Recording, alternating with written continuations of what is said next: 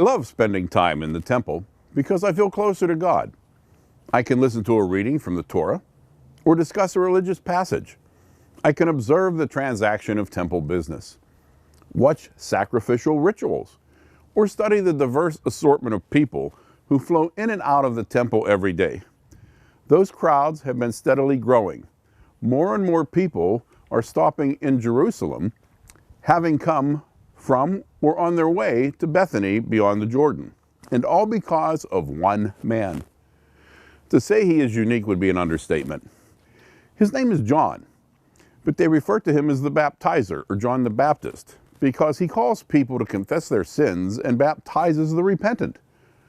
Reports are that he is a blunt man, and that both his demeanor and appearance follow suit. They say instead of a traditional linen tunic, he wears clothing made of camel's hair, and he eats locusts and wild honey. I know some have returned saying that rather than graciously receiving those who had journeyed to hear his message, he verbally attacked them. Yet he claims to be a man of God, and no one who sees him seems to doubt this is true. It was no surprise that both the Sadducees and Pharisees took notice and began asking questions. They discovered that although he was born into a priestly family, he was not given his father's name and did not take up his father's work, which is highly unusual. John's father, Zechariah, is a priest. In the eyes of the authorities, that also makes his son John a priest. John grew up in the remote wilderness areas of Judea, so the desert is familiar to him. But they certainly didn't understand why a priest was acting in such an unconventional way. John's claims that he is baptizing in preparation of the Lord's coming made people start to wonder if he was the longed-for Messiah, or Elijah, or even the prophet. Once these questions started circulating, the Jewish leaders had to take action. So they decided to send a delegation of priests and Levites to talk to John and get some answers. My uncle was a part of this group, and when he asked me to come along as a witness, I jumped at the opportunity. I was anxious to get a close look at the man. Upon our arrival, they wasted no time. The questioning began immediately. Who are you? Are you the Messiah? I knew they were asking this because every Jew believes that sooner or later, God will intervene to save them. But we didn't have a common understanding how this would happen. John did not seem to be caught off guard or alarmed by this question. He simply rejected the idea. In fact, he passionately declared loud enough for everyone to hear, "I am not the Messiah." They asked, "Then who are you? Are you Elijah?" This question did not surprise me either. It is believed that Elijah will return to signal the Messiah's coming and prepare the world to receive him. Having secretly wondered about this theory myself, I held my breath in anticipation of the answer. Without hesitation, John's voice rang out clear and strong, "I am not." "Are you the prophet?" they asked. Every Jew recognizes the reference in this question, a scriptural promise that the Lord will raise up a prophet from amongst our midst. John's response was short and to the point, "No." A heavy silence followed, and I found myself thoroughly fascinated by this strange man. He stood alone before a delegation of Jewish leaders who wore their authority like suits of armor, and he did not give the slightest indication that he was concerned by their questions. He also did not attempt to explain himself. He obviously had no interest in appeasing anyone. He did not waver or tremble as I'd seen men do in the temple courts. In fact, he looked completely composed. I found it quite extraordinary. Someone finally broke the stillness. "Who are you? You must give us an answer to take back to those who sent us. What do you say about yourself?" John replied, "I am nothing more than a voice bidding people to prepare the way for the Lord." Someone else asked, "If you are not the Messiah, or Elijah, or the prophet, why are you baptizing?" "I'm only baptizing with water," John said. "But there is among you one you do not recognize, who will come after me, and I am not worthy to untie the sandal straps of his sandals." I was stunned. At the very least, John was a powerful preacher. People were coming from far and wide to hear him. From what I could tell, he was a man brimming with conviction and purpose, but he identified himself as nothing more than a servant. I don't think I'd ever seen anyone with that kind of power within their grasp not reach for it with both hands. Who is this man called John the Baptizer? He willingly threw on a cloak of humility that would have been too heavy for most men to carry, and he wore it like it weighed nothing.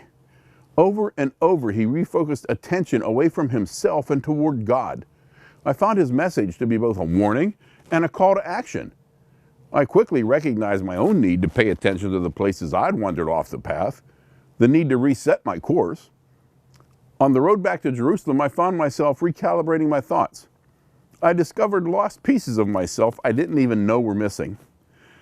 I found it odd that though I never stepped into the water, by the time I arrived back in Jerusalem, I couldn't deny some type of change had taken place. I had returned renewed and restored.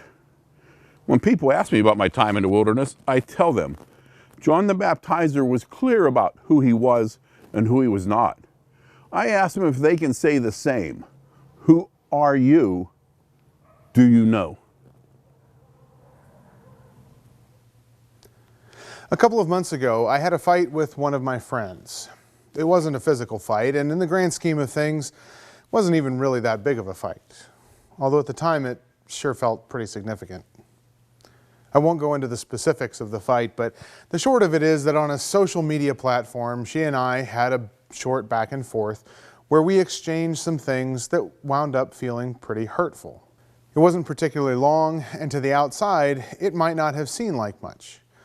But it was something where I came away rethinking our relationship and wondering if some pretty serious damage had been done. The other dynamic here is that we actually see each other pretty regularly as well. We're both in a Zoom prayer group that meets every weekday, which means that when this conflict arose, I knew that I would get to, or maybe have to, see her pretty soon. And there was part of me that knew that when I saw her, that we needed to talk about this face to face. I knew that we would need to take this head on. But I almost didn't. As much as a part of me knew that I should talk with her, there was also this really strong part of me that just kind of wanted to run away from it.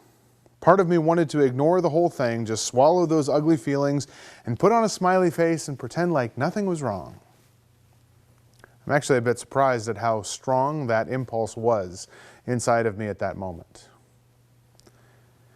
But when the time came, I mustered the strength to broach the issue. After naming that we needed to talk, she and I stayed after to have a conversation. And as we talked, something kind of amazing happened. We talked through the details of our interaction. We talked about how we had received what each other had said and how we'd been hurt by it. We were also able to realize that most of it was actually a serious miscommunication and that we were really not trying to hurt each other. We were both able to name that we didn't want this to hurt our friendship, and we were able to ask and grant forgiveness to each other. There was certainly the work of working through the conflict, but that work ultimately led to a restoration of our relationship. And when we reached the point of restoration in our conversation, almost immediately a thought popped into my head. I thought, oh, right, this is why we need to do the hard work of working through conflict. This is why we need to ask for forgiveness. This is why we need to repent to God and to each other. After going through that difficult, intense conversation, the reward was that I felt like I had gotten a friend back. Because we were willing to lean into the difficult and uncomfortable feelings, that eventually led to a restoration of our relationship that was worth all of the work. This year, during Advent, as we look toward the birth of Jesus, we are following the theme of being on the road. The first week, we were on the road to readiness, with Jesus calling us to be ready for the journey that lies ahead. The second week, John the Baptist called us to walk the road of repentance. But this week, the message for us is that the road we are called to walk is leading us somewhere. In particular, walking the road of repentance leads us to the road of restoration. Doing the work of repentance is not particularly easy. It is hard to humble ourselves and to go to others that we've hurt, or even go to God with a spirit of contrition and repentance. That can bring up very difficult emotions and feelings within us that can sometimes cause us to want to run away. The difficulty of the vulnerability that it requires might cause us to squirm in our seats, or even put up a barrier to repenting that might seem too high to climb over.